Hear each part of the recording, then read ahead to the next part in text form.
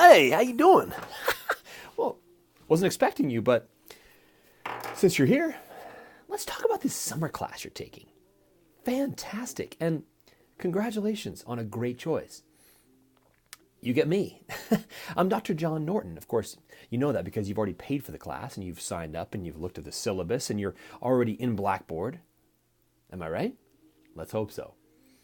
Listen, this summer, I have designed a class for you. I have customized a class for you called Themes in Literature, Reading Through Shakespeare. That sounds like an awesome title, huh? I made it up, so I guess I would like it. But let me explain a little bit about what we're doing and why I did it this way, and why I'm going to guide you down this incredible rabbit trail. Think of yourself like Alice in Wonderland. You're following me, the great bunny rabbit. I don't really like that image as much as other ones. But anyway, let's go with it. Here I am, this giant bunny rabbit professor, taking you down this rabbit hole into a series of readings that I think will change your life. There's a chance that your life will be absolutely changed. There is a chance that because of this class you're taking with me, you will have the greatest summer of your life. There's a chance. There's also a chance that you'll be bored out of your mind and wish you never signed up, but that's smaller than the other chance of having an awesome time. Anyway, let's move on. This class I've designed for you, you're welcome. Thanks. So polite. It is called Reading Through Shakespeare, or is that how I've done it? Let me look. I'm looking over your head here. Sorry, I know it's kind of rude to look over someone's head while you're talking to them, but you are in my camera somehow, and you're here, so I'm going to look over your shoulder so I can read.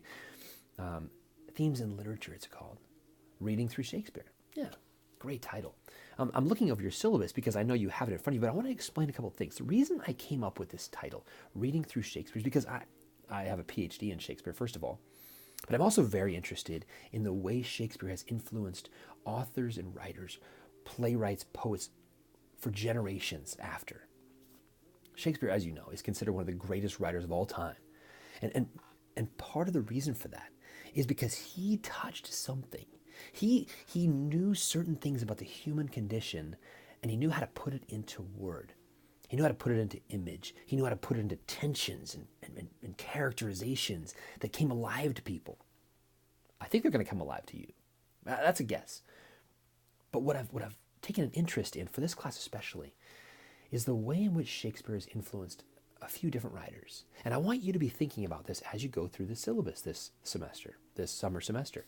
How does Shakespeare's Tempest, for instance, how do you see Shakespeare's Tempest influencing J.K. Rowling's Harry Potter and the Sorcerer's Stone? How do you see Shakespeare's Othello affecting or being inspiring Harry Potter or Tarzan of the Apes? How do you see, for instance, looking down the syllabus, a man like Hamlet, a character like Hamlet in Shakespeare's play, this confused, this inspired, this genius, this angst in Hamlet? Where do you see that in other characters in literature? Perhaps in Nathaniel Hawthorne's short stories, I might suggest. Nathaniel Hawthorne, writing in a time of great anxiety in the United States, 1850s. You know what was about to break loose after the 1850s? Yeah, you're right. The Civil freaking War. The Civil War. You think Americans in the 1850s and 60s had a few things to worry about? Yeah, I'd say there was probably more anxiety nationally at that point in history than at any time we've had since. Nathaniel Hawthorne is trying to describe, he's looking around him and he's putting to words what he's seeing around him in these short stories. And you know what I believe? I believe that in some ways Nathaniel Hawthorne reaches back in time from the 1850s back to, say, 1590 to look at some of Shakespeare's works. And he takes from Shakespeare inspiration to infuse into his own characters, to give them some of that same life, some of that same vitality, some of that same passion and strength, to create characters who represented what he was seeing in the world around him. After Hawthorne, we go into this play called Cymbeline. There's a beautiful character in Cymbeline. Oh my gosh, I love her. It's kind of like a literary crush. You may let me know if you experience this as you read Cymbeline. Oh, I think you might. Her name is Imogen. and she is the image of perfection. Little pun there. Cymbeline has this character Imogen, beautifully strong princess Imogen, and she is caught up in a situation that is difficult. Not much unlike the situation that our character in Kate Chopin's novelette that you'll read after Cymbeline, that she's going through. Kate Chopin writes a novelette called The Awakening. And in The Awakening is a character named Edna Pontellier. Edna is going through a serious struggle. She's going through an awakening, but it's not like fun. It's traumatic. It's torturous. It's confusing to her. And I might argue that Chopin, the author of The Awakening, reaches back in time, takes hold of some of the things she sees perhaps in Imogen or in other of Shakespeare's plays, and she uses those things to inspire her characterization, her creation of this character, Edna Pontellier. After The Awakening, we get right into The Winter's Tale. One of my favorite Shakespeare plays. This one's full of magic and interesting kind of fantastical elements. But in The Winter's Tale, you have some conflicts. You have these two men in conflict. Well, you know where we also see conflict? We see conflict in Stephen Crane's The Open Boat.